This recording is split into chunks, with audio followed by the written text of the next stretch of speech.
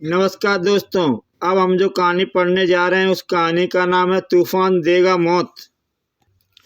धूं धूं करके जल रही थी राजनगर इंटरनेशनल एयरपोर्ट की इमारत। उससे उठती अग्नि की तीव्र लपटें बेचैनी बढ़ा रही थीं कमिश्नर राणा की। कहाँ रह गया तूफान? अभी तक बाहर क्यों नहीं निकला वह? सवालों के भंवर में तैरते उतरते कमिश्नर राणा को मिला एक जवाब। अवश्य उसकी जान खतरे में है, लेकिन मैं उसे मरने नहीं दूंगा। मेरे सवालों का जवाब दिए बिना मौत उसे अपने साथ नहीं ले जा सकती। जलती बिल्डिंग की ओर भागते कमिश्नर राणा को रोक लिया उनके सहकर्मियों ने। यह आप क्या कर रहे हैं? रुक जाइए सर, वहाँ जान को खतरा है। मेरे रास्ते से हट जाओ। दबे, मेरी जान से ज़्यादा तूफान की जान महत्वपूर्ण है। पुलिसकर्मियों का एक ओर धकेलकर जलती इमारत के अंदर छलांग लगा दी कमिश्नर राणा ने। अंदर का दृश्य देखकर उनके मनसाओं ने उगल दी ढेर सारा पसीना। Oh my God! चौंक उठा तूफान भी। कमिश्नर साहब, चले जाइए यहाँ से, वरना मेरे साथ साथ आपके भी परखच्चे उड़ जाएंगे। बेरुपये, मैं तुझे मरने नहीं दूंगा। अगर तू मर गया तो मेरे तूफान का राज हमेशा के लिए राज रह जाएगा। एक बार इन बम्बों से छुटकारा पा लूं, फिर पूछूंगा तुझसे तेरी असलियत। बोलते पलों के साथ साथ उनके माथे का पसीना भी बंद रहा था। उफ, सिर्फ 2 मिनट बाकी हैं बम फटने में। मुझे हर हाल में यह टाइम बम इस सारे बम्बों से अलग करना होगा। सिर्फ 1 मिनट बाकी है। इसके बाद मेरे साथ साथ कमिश्नर अंकल के भी परखच्चे उड़ जाएंगे। संघर्ष चल रहा था मौत और कमिश्नर राणा के बीच, जिसमें जीत हुई कमिश्नर राणा की। उफ, सही समय पर बाहर उछाल दिया मैंने इसे, टाइम बम को, नहीं तो अनर्थ हो जाता। इधर तूफान अपने शरीर से लिपटे बम अलग कर चुका था। आज तो जान बच गई। अब मुझे फौरन निकल जाना चाहिए। भागने का ख्याल भी अपने मन में मत लाना बेरुपये, वरना तुम्हारा असली चेहरा भी पहचान नहीं पाएगा कोई। उफ, कमिश्नर अंकल जानते हैं कि मेरी पोशाक गोलियों का असर नहीं होता, इसलिए इन्होंने मेरे चेहरे को निशाना बनाया है। क्या चाहते हैं आप मुझसे? बहुत कुछ, लेकिन सबसे पहले अपने चेहरे का नकाब हटाकर अपनी असली सूरत दिखाओ मुझे। लेकिन गड़प, बकवास नहीं, सिर्फ वो करो जो मैं कहता हूँ। जल्दी करो, पूरी तरह सावधान है अंकल। अब तो इनकी बात मानने के सिवा और कोई चारा नहीं। नकाब चेहरे से उतारने के लिए हाथ बढ़ाया तूफान ने। Good bye. लेकिन नकाब तक हाथ पहुँचने से पहले धाएं, धड़ाक धड़ाक। माफ़ करना कमिश्नर अंकल, मैं आपके किसी सवाल का जवाब नहीं दे सकता। कमिश्नर राणा को एक और उछाला। बाहर की तरफ दौड़ लगा दी तूफान ने। यहाँ से निकलने के लिए बग को बुलाना होगा। सिग्नल मिलते ही आकाश में स्थित खड़े बग ने अपने पंजों में थमा यूरेनियम से भरा टैंक नीचे छोड़ा और उड़ चला एयरपोर्ट की इमारत की ओर। उधर कमिश्नर राणा संभल चुके थे। मैं तुझे इतनी आसानी से नहीं भागने दूंगा बेरुपये। धाएं, सनसनाती हुई गोली तूफान की जांघ में घुसती चली गई। मुझे रुकना नहीं है, क्योंकि मेरे रुकने का मतलब होगा तूफान के सपनों को धूल में मिल जाना। एक पल के लिए हवा में लहराया तूफान का शरीर और लटक गया बग से निकली स्काई वायर से। हाथ मलते रह गए कमिश्नर राणा। आज फिर बचकर निकल गया कमीना। अपने सवालों के चक्कर में मैं आज कमिश्नर अंकल ने मार ही डाला था मुझे। शुक्र है गोली आर पार निकल गई। अब सबसे पहले मुझे प्रयोगशाला में चलकर जख्म की ड्रेसिंग करनी होगी।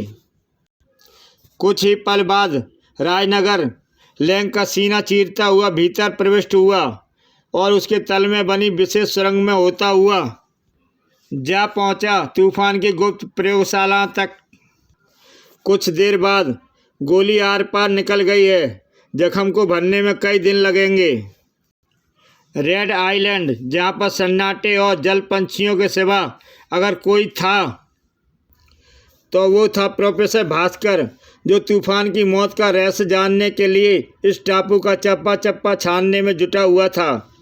3 दिन हो चुके हैं मुझे यहाँ आए हुए, लेकिन अभी तक ऐसा कोई भी सुराग तलाश नहीं कर पाया हूँ मैं, जो तूफान के गायब होने और एकाएक प्रकट हो जाने के रहस्य से पर्दा उठा सके। लेकिन मेरा दिल कहता है कि क्लिक, अरे ये आवाज़ कैसी? लोमड़ी की भांति चौकन्ने हो उठे थे प्रोफेसर। लगता है यहाँ कोई है। आसपास का पूरा इलाका छान डाला प्रोफेसर भास्कर ने। ओ, यहाँ तो कोई भी नहीं है, शायद मेरा वहम है। रात बहुत हो चुकी है, अब सो जाना चाहिए। सुबह होते ही फिर काम पर लगना है मुझे। लेकिन प्रोफेसर भास्कर का ख्याल गलत था। उस टापू पर कोई और भी था, जो शायद कर रहा था उसका इंतजार।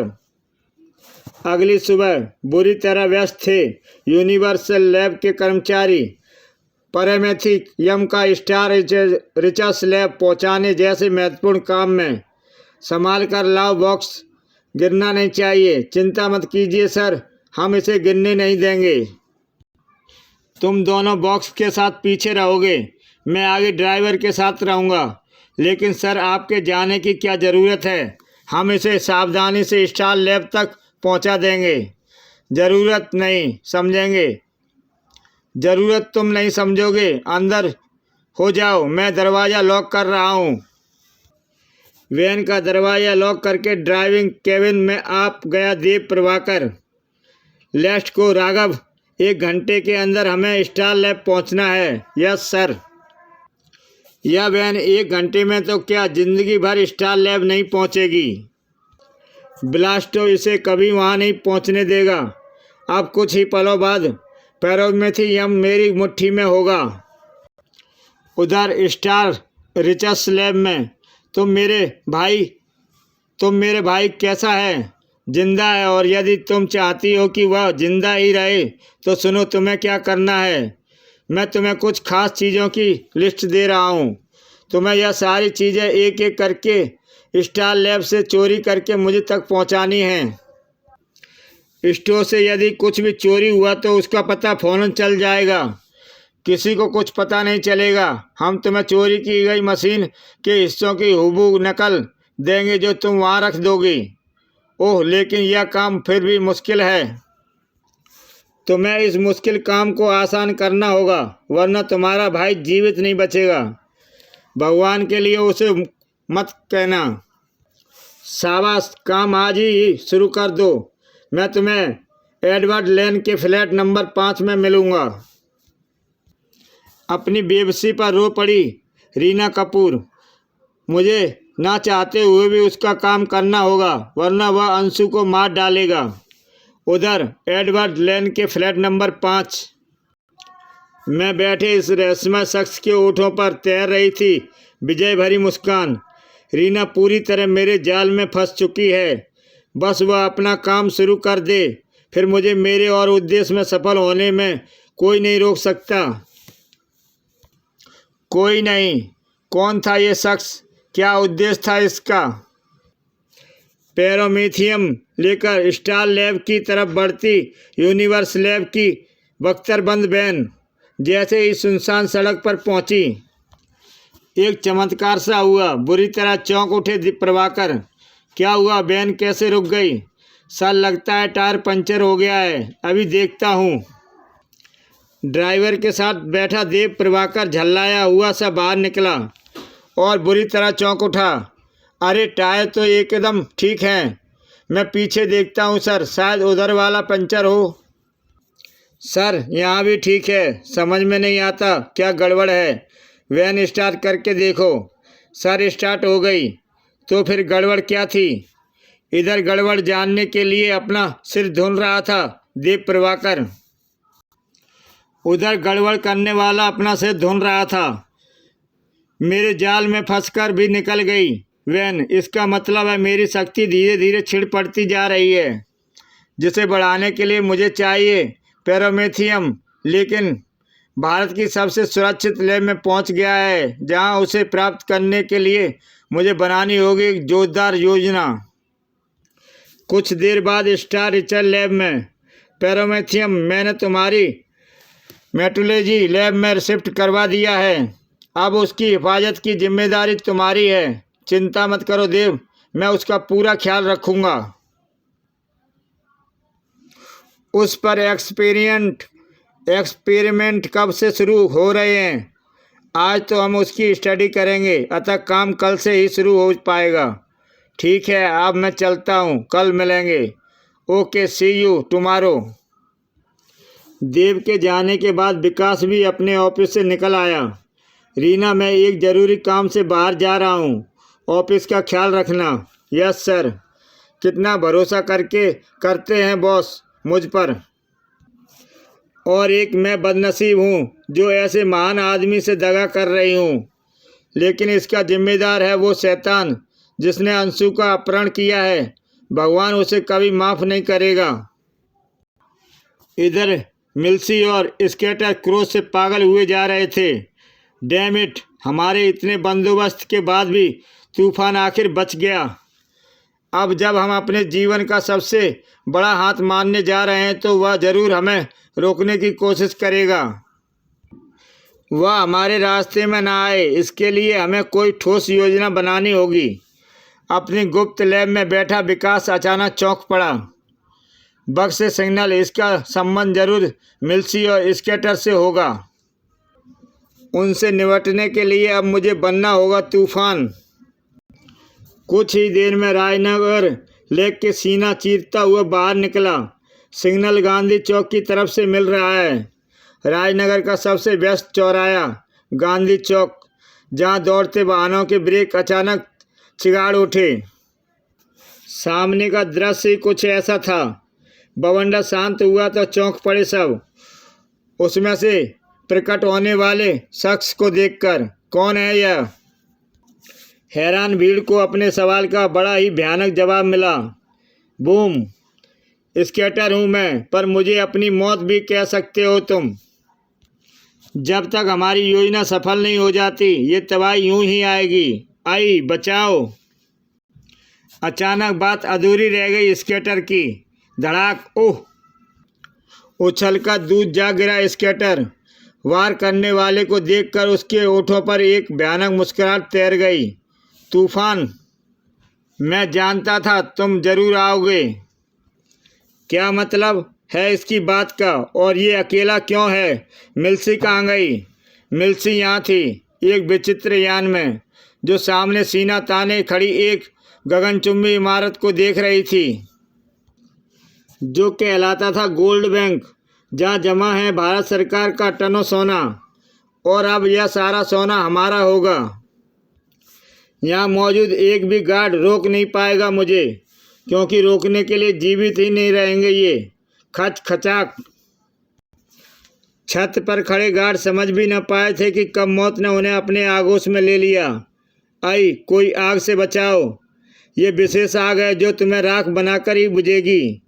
आह! कुछ ही पलों बाद लाशों के ढेर बीच लैंड कर रहा था मिल्सी का विमान। उधर स्केटर तूफान को ठिकाने लगाएगा, इधर मैं पूरा गोल्ड स्टोर खाली कर दूंगी। इधर स्केटर से जूझते तूफान को मिल रहा था बग से एक नया सिग्नल। बग से इमरजेंसी सिग्नल। इसका मतलब मिल्सी कहीं और सक्रिय है और ये मुझे यहाँ उलझाए हुए है। यह लड़ाई अब जल्द ही ख़त्म करनी होगी मुझे। धड़ाक। तूफान के इस बार ने क्रोध कर दिया था स्केटर को। तूफान बहुत हो चुका, आंख मिचौली का खेल। इससे पहले कि तूफान कुछ समझ पाता, स्केटर उसे उठाकर ऊपर उठता चला गया। अब यहाँ से नीचे गिरकर तेरे चिथड़े उड़ जाएंगे। तूफान को तो मरना है, इतना आसान नहीं है स्केटर। यह देख, तूफान के हाथ से निकली रस्सी जा लिपटी लिटिल पॉल से। रस्सी ने लाइट के पोल को जकड़ लिया और उस रस्सी के सहारे लटका तूफान कलाबाजियां खाता हुआ आ गिरा इस कार पर। भड़ाक। लेकिन मौत अब भी उसके सामने खड़ी थी। कुछ भी कर ले तूफान, आज तू जीवित नहीं बचेगा। मौत तेरा मुकद्दर बन चुकी है। बड़ाम। एक तीव्र धमाके के साथ गूंज उठा वातावरण। इसी के साथ एक ठाका उबलता पड़ा सेक्टर के हलक से। हा हा हा, आज हमारा सबसे बड़ा दुश्मन ख़त्म हो गया। लेकिन तूफान मरा कहाँ था। सही समय पर इस गटर में शरण ले ली थी मैंने, वरना चिथड़े उड़ जाते मेरे। लेकिन अब यही अंजाम स्केटर का होगा। अगले ही पल स्केटर से आ टकराया मैन होल का भारी ढक्कन। हर हाल में यह लड़ाई मुझे ख़त्म करनी होगी और इस काम में मदद करेगा यह पेट्रोल टैंकर। तभी अपने हाथों से आग छोड़ता स्केटर तूफान की तरफ लहराया। मेरे हाथों से कब तक बचोगे तूफान। ओ, इसने तो खुद ही मेरा काम आसान कर दिया। अब इसे मौत के मुंह में जाने से कोई नहीं बचा सकता। लेकिन तीव्र गति से बढ़ता स्केटर रोक नहीं पाया अपने आप को और जा टकराया पेट्रोल टैंकर से। उसके हाथों से निकली आग ने दिखाया अपना कमाल। अगले ही पल गूंज उठा एक तेज धमाका। अपनी मौत खुद ही मारा गया स्केटर। अब मुझे देखना है मिल्सी को। सिग्नल की दिशा जानते ही उछल पड़ा तूफान। ओ माय गॉड, बग के सिग्नल गोल्ड बैंक की तरफ से मिल रहे हैं। तो क्या मिल्सी वहाँ है। तीव्र गति से गोल्ड बैंक की ओर रवाना हो गया बग। मुझे हर हाल में उसे गोल्ड बैंक लूटने से रोकना होगा। उधर तमाम सुरक्षाओं को ठिकाने लगाते हुए मिल्सी पहुंच चुकी थी गोल्ड बैंक में रखे सोने अतुल्य अंबार तक। एक पल से ज़्यादा जिंदा नहीं रहता मिल्सी का शिकार। तुम्हारा कहना पूरी तरह सही नहीं है मिल्सी, क्योंकि मैं भी तुम्हारा छनाक धड़ाक शिकार था, लेकिन जीता जागता तुम्हारे सामने खड़ा हूँ। तूफान, तुम जिंदा हो, लेकिन कैसे। इसलिए कि तुम्हारा साथी स्केटर मारा जा चुका है। नहीं, ऐसा नहीं हो सकता। स्केटर को मारकर जिंदा नहीं रह सकते तुम। पागल सी हो गई थी मिल्सी। उफ, किरणों की बारिश सी कर दी है इसने तो। ऐसे में इस तक पहुंचना मुश्किल है, लेकिन शायद ये अग्नि शमन यंत्र उस तक पहुंच जाए। भड़ाक। इस बार मिल्सी ने जब तूफान पर वार करना चाहा, उफ, किरणें नहीं छूट रहीं। लगता है यंत्र में कोई गड़बड़ हो गई है। अब मैं तूफान से मुकाबला नहीं कर सकती। भागना होगा मुझे, लेकिन जाते जाते कुछ ऐसा करना होगा कि तूफान मेरा पीछा ना कर सके।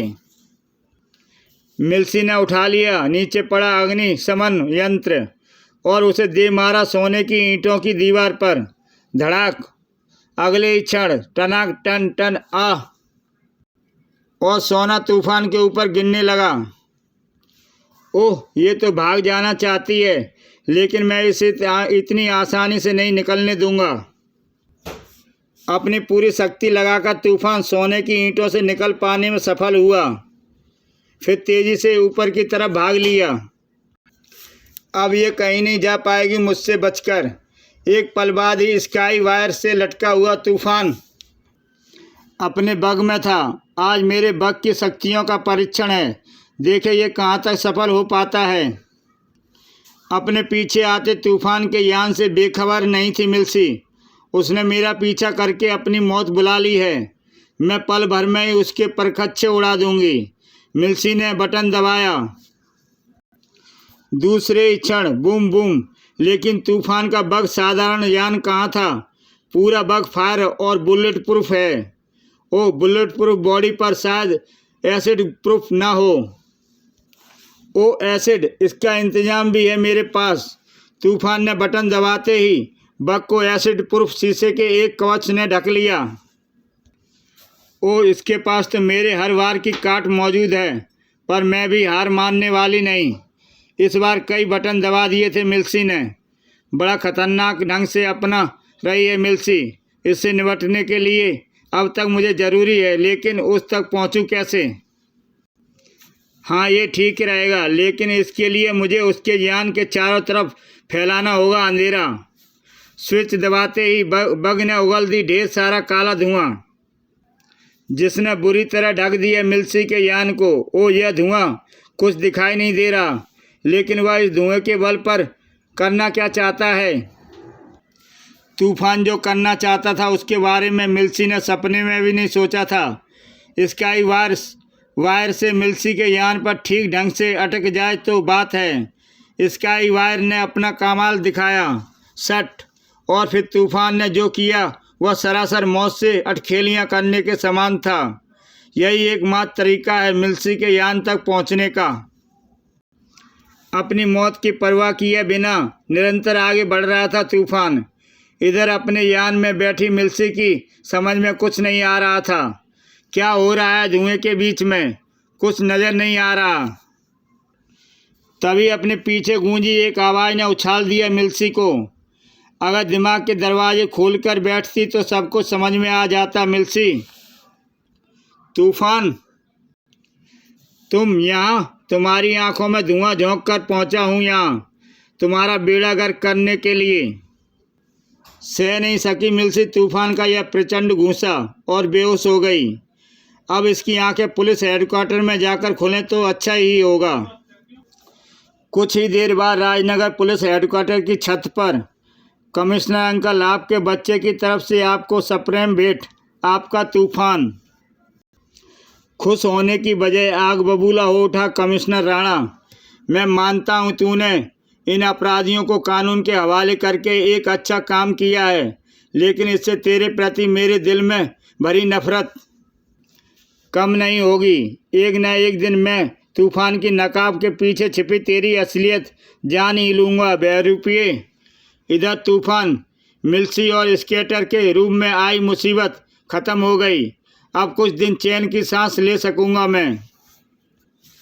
और तूफान बग में बैठकर अपने प्रयोगशाला की ओर बढ़ चला। इसी के साथ दोस्तों ये कहानी समाप्त होती है। जय हिंद। कमिश्नर राणा तूफान को बहरूपिया क्यों कह रहे थे? इन सभी प्रश्नों के जवाब आपको मिलेंगे तूफान की मौत, जो जल्द ही आपके लिए मैं लेकर आऊँगा। जय हिंद दोस्तों। आपने इस किताब में देखा विकास को तूफान बनना पड़ा, पर तूफान कहाँ था, ये सब जानकारी आपको मिलेगी तूफान की मौत किताब में। आपको सभी प्रश्नों के उत्तर बहुत जल्द ही मिलेंगे आपको अगली किताब में, जिसका नाम होगा तूफान की मौत। अच्छा दोस्तों, फिर मिलेंगे। जय हिंद।